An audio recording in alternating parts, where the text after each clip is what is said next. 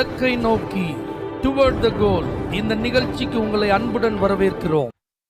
Praise the Lord. ஆண்டவராகிய இயேசுவின் இனிய நாமத்தில் இந்த புதிய மாதத்தில் வாக்குத்தத்த செய்தியோடு உங்களை சந்திப்பதில் மிகுந்த மகிழ்ச்சி.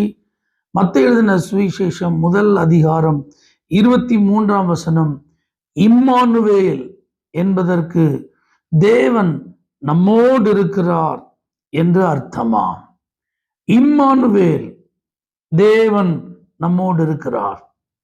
நாம் ஆராதித்துக் கொண்டிருக்கிற ஆண்டவராகிய இரட்சகருக்கு ஏராளமான நாமங்கள் உண்டு. அதுல ஒரு அற்புத நாமம் இம்மானுவேல். இது கிறிஸ்துமஸ் சீசன்.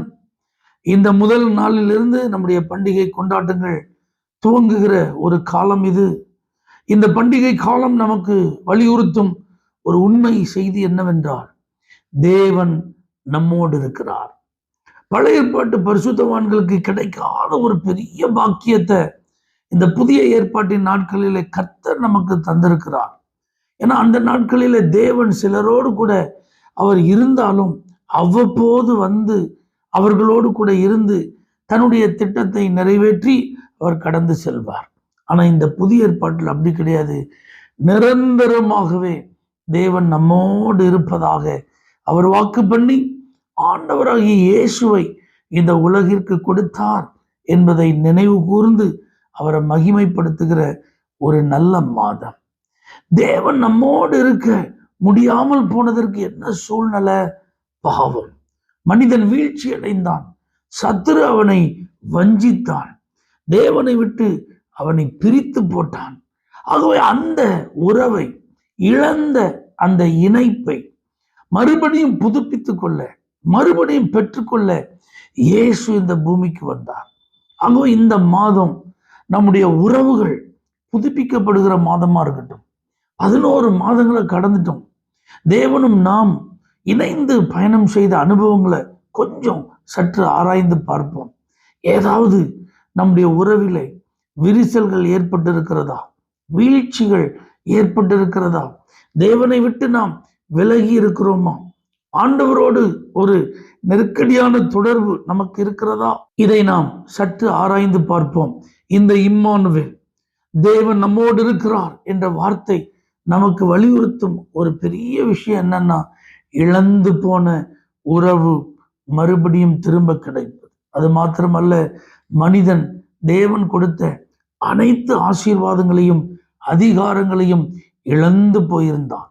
ஆனால் இயேசு இம்மானுவேலராக தேவன் நம்மோடு இருக்கிறவர் என்கிறதை வெளிப்படுத்த இந்த பூமிக்கு வந்தபோது இழந்த ஆசீர்வாதங்கள், இழந்த அதிகாரங்கள் மறுபடியும் மனுக்குலத்திற்கு திரும்ப கிடைக்கிறது. இன்றைக்கும் இந்த வார்த்தையை கேட்டுக்கொண்டிருக்கிற தெய்வ பிள்ளைகளே, நீங்கள் ஏதாவது நன்மைகளை இழந்திருக்கிறீர்களா?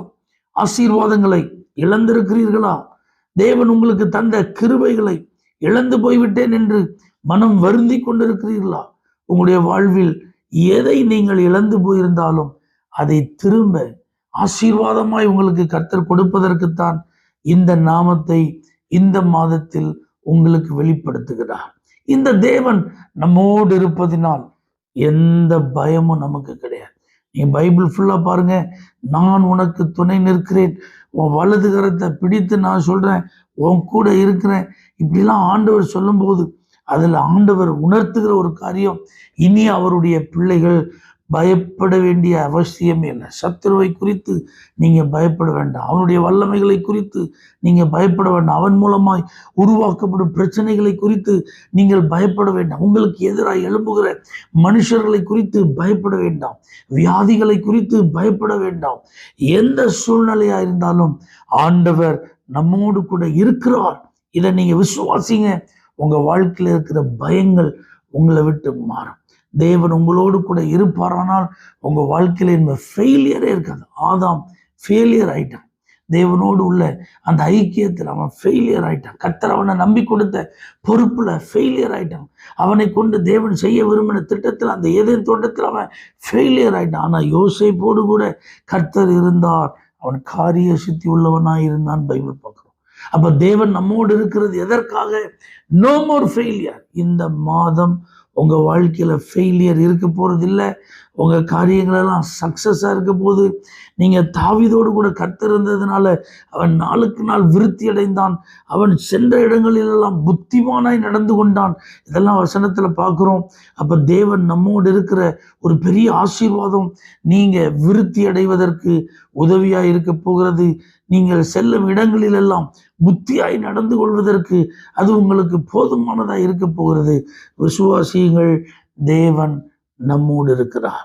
இந்த தேவன் நம்மோடு வாசம் பண்ணும்படியாக இந்த பூமிக்கு இறங்கி வந்தவர் நமக்குள் இன்றைக்கு வாசம் பண்ணுகிறார். அவர் நமக்குள் வாசம் பண்ணுகிறதற்கு ஏற்றாற் போல நாம் நம்மை ஆயத்தப்படுத்துவோம். அசுத்தங்களுக்கு விலகி இருப்போம். ஆண்டவரோடு இணைந்திருப்போம். அவர் நம்மோடு இருந்து நம்மை நடத்தி இந்த மாதம் முழுவதிலும் ஆசீர்வதிப்பார்.